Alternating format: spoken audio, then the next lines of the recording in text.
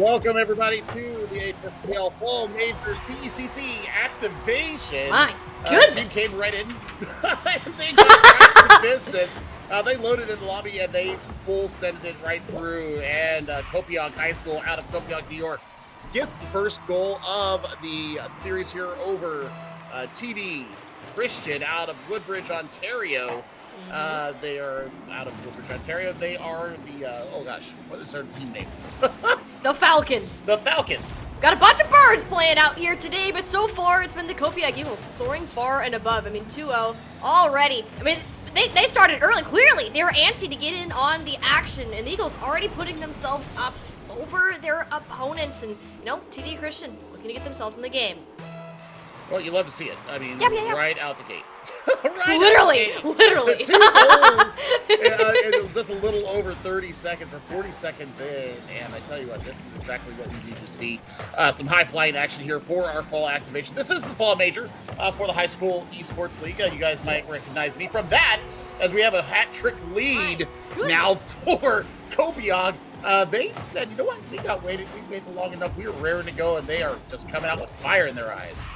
Clearly, maybe they fire ants in their pants with how fast this is going. My goodness. I mean, they are sending a message to the Christian Academy Falcons right now. And, I mean, the Eagles so far, looking at their gameplay, it's very difficult to get the taste. We haven't even seen a full minute of what's been happening here, Billy. And the fact that, Copiague has come out with such great understanding of how they want to play today. And you can kind of see that in the patterns, the paths that they're choosing to take with their cars. They're finding a lot of these passes really well, which has gotten them up to these 2 goals, or 3 goals. I mean, it looks like TD Christian is trying to run a 2-1 offense, or a 2-1 formation here. That's the 4th goal on the trot. Helped in by the TD Christian player there, but they're trying to run a 2-1, and I think that they need to kind of elongate their formation, kind of be a little bit more reactionary instead of trying to be a little bit more set in their ways. They might be able to catch a few stray balls, because right now Copiague, they're not having any problems with how they want to go. A little bit of a stall there on the kickoff, and well, we got some good forward movement here for TD Christian. They're moving on up. Ooh, wanted to get the tap in. That was a good opportunity with the center. Couldn't find the final bit of execution, though. Armadillo still hanging around in the back, but the pass from the teammate really never came. Interception. Now needs to make an interception of their own, but this being a 5th goal. The shot is there, slow and painful. Demon Frost putting their team for 5 on the board, Billy. Who are you? I'm Demon Frost Fang, and I like to score goals, and that's exactly what's going on at 60 kph, or about 35 miles an hour there for all of us here that don't speak kilometer. Germany is going to have a little bit of fun here as we look towards getting themselves on the board. They need to get a goal right now before the halfway point. I think that they really need to get themselves in this series, because it's a double hat-trick lead. This is a tough one. This is a really tough start to have to go against. I mean, 6-0, we're not even halfway through the game, and you do have to give the Falcons some credit. I mean, we literally just started. We were thrown in. It's been a while since they were anticipating this matchup, and hey, I get it. You can get in your own heads within that amount of time, and hey, here's your chance to start that turnaround. Make some positive movement forwards. Keep it out of your own net, and that, unfortunately, not the way to start it. Boy, Copiague has this game on lock right now, don't they, Tiny? Yes. And I mean, this is just gonna be first game jitters. We're gonna call it that. Maybe a little bit of cold hands. Maybe we didn't get enough warm up. Maybe we were rushing into the class. Who knows? But right now, it is a 7-0 lead, just over 2 minutes off the clock, and we're looking to see some signs of life here from TD Christian. The Canadians trying to take this New York team to task. I mean, look at them right now, Billy. They're scared. They have to play 3 players basically back in their net right now, and that's just absolutely crazy for them to have to do. I mean, they do get a nice clear down to the other side, but that's easily taken control of by Medora, following it back up. Essentially, looking for the flip reset, actually. Getting a little fancy out here, Billy, I have to say, and you have to be feeling comfortable right now. You have 7 goals, almost 8 on the board if you're the Copiague Eagles. I mean, there's a bit of a mechanical difference right now. Like I said, it might be just the fact that they did not get some proper warm-up going on here. They're just coming in cold, and there is the 8 on the board. So no Brazil going to be showing up here in this first game of the series. between the Eagles and the Falcons. One bird of prey is definitely outplaying the other right now. Yeah, that's certainly happening. I mean, Eagles, for sure, like you said, they're almost playing on a different level quite physically within the game. They're able to control the ball much better in the air, or at least they've had a lot more aerial time than what we've seen from the Falcons on the other side. And that fact alone just makes it difficult because right now, the Falcons are struggling to even get up to the ball to find these touches, to take these 50s, and it's putting them in such a desperate situation where all they have to do, they're just focusing on this defense, trying to prevent this lead going any higher. Coming back from this game pretty much out of the picture. All they're looking to do, find some positive light to come out of game one. Well, a goal would certainly do that. A demolition would also help a world of hurt here because they are in pain central right now. And taking somebody off the field, you know what? That's always a good ego booster. That's always a good balm for the spirit. But Demon Frost Fang now getting another goal on the trot. And I mean, this is starting to turn into a debacle. We've got less than 90 seconds here in game number one.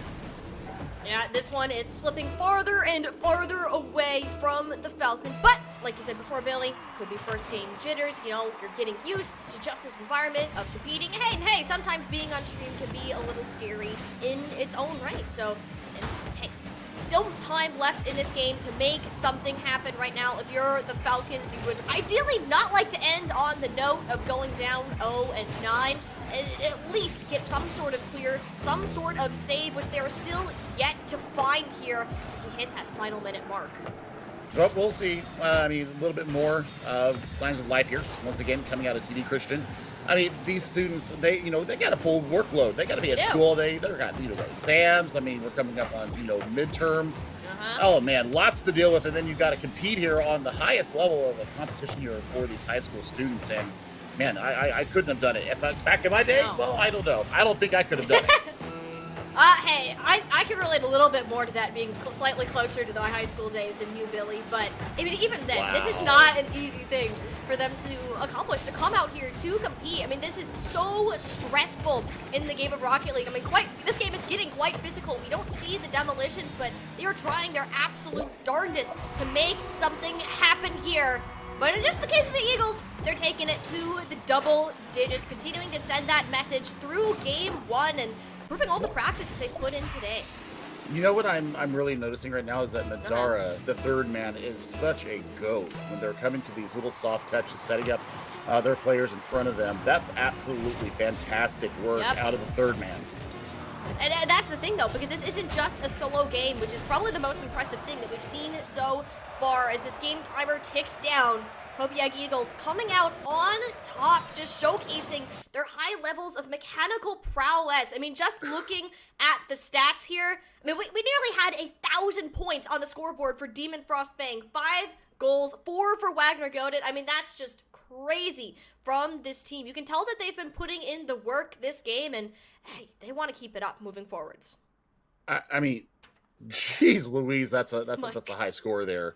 Yeah. So we're gonna see, what can TD Christian do to turn themselves around here. Take a little bit of extra time while we get the lobby set up. Make sure that everybody's calm in the right way, because I think when you get boomed like that, it's really easy to go down into a dark hole. And you know what? It's a new game. And the slate has been wiped clean. You can get your rotations cleaned up. You can get a little bit more physical. You can decide if you want to go, if you want to try and slow that tempo down. But really, is it more of that, or is it Copiag really setting the terms of this engagement? And I think that might be what this is that Copiag, the Eagles, really having their way with TD Christian. Well, we'll see how it goes here in game number 2. Said complete and total fresh start. That scoreboard returning to 0-0. Already we can see that aggression start to come into play for the Falcons. Look at this. Getting a slope over the top. Interception. Almost had the touch, but Wagner too goated, anticipated it coming on through. And looks like the Eagles are going to continue their reign from game 1, Billy. Oh boy, this is one-way traffic right now. I think they're having a little bit of fun here with the Falcons from TD Christian. But you know what? I mean, that's what competitive play is. You get up here, you do the best you can, and sometimes there just is a skill difference, and it's okay. You steel sharpens steel, and they're going to take some lessons from this. The VOD review on this is going to be absolutely crucial for TD Christian when they start to, make plans for their next series.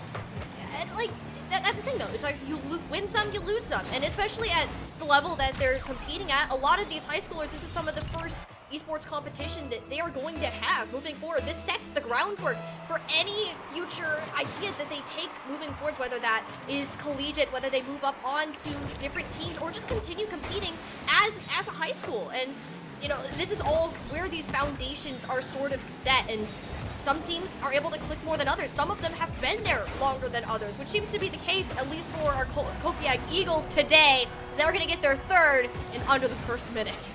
Good Lord. Oh, man. I mean, this is just really good rotations. I mean, it's pretty good Rocket League. I mean, even, you and I cast a lot of collegiate. Yes. And I mean, these high schoolers have got some serious mechanics on them. Yeah. They're understanding when they can go in, when they can, just leave a little dummy pass off to their teammate that's trailing them. And man, I mean, they're crossing it up. They're looking to make nice contact as well, and really just playing a really complicated game of keep away right now. And hey, if you're in the lead, that's what you got to do. And they're working on their passes, working together as a team, which is arguably one of the hardest things to learn how to do in Rocket League. You have all of these individual mechanics, the idea how to dribble, but actually working with your teammates, that is a skill that even a lot of collegiate teams struggle to accomplish here. And the fact that we're seeing these high schoolers put on a show, essentially, they're really trying so hard to give themselves like the best foot forwards, regardless if they're winning by a pretty decent margin, Billy. They're just doing the best that they can, give themselves essentially a highlight reel at this rate. I mean, clip it. I mean, look at this. Yeah. It's a nice little waterfall touch, and they feel the touch coming in. It's just pretty. It's just pretty. So, I mean, for TD Christian, I mean, they are getting a little bit better. They're getting a little bit more coordinated when they're going downfield. I want to see the double and triple commits kind of be X'd out of their playbook here. They are overcommitting into the defense. Sometimes they're chasing wild balls, and really do need to see them kind of tighten that little aspect of their game up. Yeah, and that's the thing though, is like on the face level, Rocket League, very simple concept. You see car, I see ball, I see goal. But in reality, you need to be pathing out, like, where am I going with these boosts? Are my teammates playing back? Triple commits, double commits, those all come with their own risk. It's seriously, if you don't come up with anything on either a triple or a double commit, you are in some serious trouble, especially with how well the Copiag Eagles, when they have lost possession, how quick they are to retrieve that ball and take it back down to the other end. And keep looking at that pattern moving forwards. There is plenty of room for growth for both teams, honestly, moving on forwards. And this is more or less a testing ground, just with the way the scoring has been headed. Yep. I mean, it's some games are difficult, especially in the high school leagues. Sometimes you see really, really close games, and sometimes you see a stinker or two out there. And I mean, it's literally skill differences. And you know what? That was just one of the longest pursuits of a ball that I've seen in quite a while, and it just wraps around, and then the close near post finish here for Fang gets it done. Actually, it's a touch from the interceptor going in there, but that's okay. That's okay. It's 6 on the trot here. We're heading at that halfway point, 6-0 to Copiag over TD Christian. The Canadians are facing the brunt of a very, very mechanically sound team. Yeah, like you said, at some point you just got to realize that, these players, it look like that they've been playing this game a little bit longer, that they have more experience out here on the field, and that's something that you just need to accept. It is very difficult to be going down. I mean, it's been 17 points. No, not 7, 17 so far that the Falcons have had to go down against, and, I gotta give them some credit. I mean, they're trying to keep their heads held high. They're not giving up, and you just have to keep pushing forwards in times like these, and that arguably itself is one of the most important lessons that you can learn throughout any sort of competition. I mean, I just got massive props for these kids. Props for these kids. My son plays Rocket League. He's 16. He's right at these kids' age, and I think he's a grand champion now, and he absolutely skunks me when I play with him. So I tell you what, this game ain't easy. So, I mean, just the fact they're out here, even being able to do half the stuff they're doing. I can't do a flip reset to save my life. And, well, Madara can, and Madara can also bury the ball in the back of the net. Oh, goodness. I mean, look at this. That's just beautiful. I mean, granted, looks like a steal from Demon Frost, but, yeah. there you go. Yeah. That's just another nice shot. I mean, 8-0 now for the Eagles. They're kind of just vibing. They're having fun, and they're looking just. I don't know. What are you doing at this point? Really, Billy? I mean, you're just running the rotations. You're putting yourself for a loop, treating it as more of a low-pressure event, which in reality, that's not the actual tournament that they're playing in. I mean, the HSEL Fall Major is it's a relatively new tournament that's come out to give these high schoolers the opportunity to compete at some of the highest levels, both, well, actually in North America. I would love to see what Copiague would do up against a couple of the teams that I was fortunate enough to cast at the HSTL National Championships in Kansas City back in June. There's some serious mechanics going on here, and I'd love to see, how they progress through the season. Maybe get a chance to see them in person next summer. But my goodness, 9 on the trot, 63 seconds left here in game number 2. And this is where we're leading at. They're starting to bump each other around. They're having fun, Tiny. They're having a lot of fun. They're fighting for the highest. Who can score the most goals? That's essentially what's happening right now. And, hey, I love that you're comfortable enough with each other to be in a relaxed environment and just understand, like, hey, we're doing good and we can let loose. We can have fun a little bit. And it's just such a great thing to see, especially with the high school level of gameplay here. A lot of teams, or even just players in general, are brand new to the games that they try out. High school is often where they can be introduced to esports, and they're picking up something new. They're learning the basics of it, and the ability to actually get to the point where, like, all right, we're doing really well, but we can let loose, kind of take our foot off the gas a little bit. I mean, it just shows that you're having a great time, and all that practice you put in has paid off. The vibes, they do be real. And this is almost turning it into a scrim environment. They're trying out some new things. They're going to go for that second 10 spot on the board. 16 seconds left here in game number 2. One-way traffic, unfortunately, for the fans of TD Christian out of Woodbridge, Ontario. This is a tough one to swallow, but you know what? You take it on the chin, you keep growing, you keep getting better, and we'll see you later on down the line. Neither of these teams actually, which shocks me, have found a win yet in this tournament. It is week 3, so I'm assuming that Copiague, they had a bye week. They did take a loss so far in their time in the HSEL Fall Major. I mean, with what they're seeing here today, clearly they didn't take that one too hard. They went back, they reviewed the VODs, and scoring not 10, but 11 points here, Billy. They somehow managed to outdo themselves from their last game, and are looking to bury it all, end the series with the game number 3. Oh man, 11 on the board there from Copiague. They're having a good time right now, and we're taking a look at what happened there, and it was just once again. Oh, we got the 1,000. We got the 4 digits there for Demon Frostfang, absolutely stamping their authority on this game, and we'll see. We'll see what happens here in game number 3. I would expect more of the same.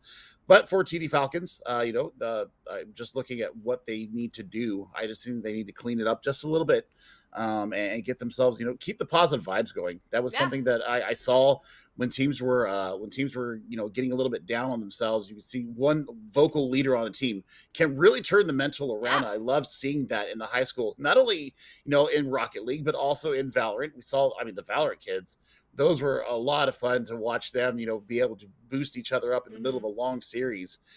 So, you know what? Same thing can happen here for these students from TD Christian. Like I said, it's all about growing. It's all about getting better. And that's what these competitions really do provide. It provides them the arena for them to play at the highest level. And that's what HSCL does. I mean, hey, it ain't over until it's over. Being able to stick with a game that's been as rough as this one, as it has been for TD, I mean, they're here, right? They're still here. They're playing this game out, and they're doing it soundly. They don't seem to be slowing down in what they've been doing so far. I mean, they're taking it as a learning experience, and I think that's kind of the beauty of high school esports in my eyes. Is it's not just about, and I want a lot of people to know this too, it's not just about playing a video game and being really good at it. Like, learning how to work with a team to communicate with one another, to build up some mental fortitude, to maintain some level of confidence or positivity when you're set down, you're beaten down in a game such as this one, Billy. I mean, we call them soft skills. These are Yeah. soft skills that you can build right now, and I mean that's what these players are learning. And it's not just scholastic, Yeah. and it's not just competition. This is the meeting grounds between the two, and I like it. I think we see that sports, traditional sports, leads to better grades in school. I think the same thing is happening with Yeah. esports. I think they're having the same amount of success. These kids getting to compete. Maybe they're not the most athletic. Maybe they thrive better in the gaming Mm-hmm. arena. Now they have an outlet just like the traditional sports do. I love it. I love the It is. esports revolution that's going on right now, and I love the high school leagues, all the ones that you and I cast. We do the EGF as well. So Yeah. I mean, we got there's a lot of high schools out there that get a chance to really take this on, and I mean I'm tickled pink over these kids. It's absolutely wonderful to see. I mean, heck, my high school, I just saw today that they just started an esports club after me asking for time and time again. I graduated and look, it's finally there. Like, it's like schools are jumping on to this train. It's so many people that are participating in this. I think that there's one stat that I read a while ago from a state-based high school league that out of all of their participants, I think it was like 78% are not involved in any other extracurricular activities. Esports reaches this whole new population of people, gives them the chance to socialize, to learn something new, build up these other skills, and that's really what this competition is all about, especially when you have the potential to take it to a higher level with more and more practice as that goes through. Well, you know what? Just found out that they had actually already played a game, so that was actually game number 3. So the Oh, series is done. okay. So we have to look beyond, and looking beyond, you can go beyond your field of study and get a world-class education in leadership. As an Army officer, you'll learn to be a decision maker and a mentor in any environment at any scale. It's a challenging path, but the choice is simple: decide to lead. Learn more about Army ROTC and the scholarship opportunities available. Visit goarmy.com/ROTC.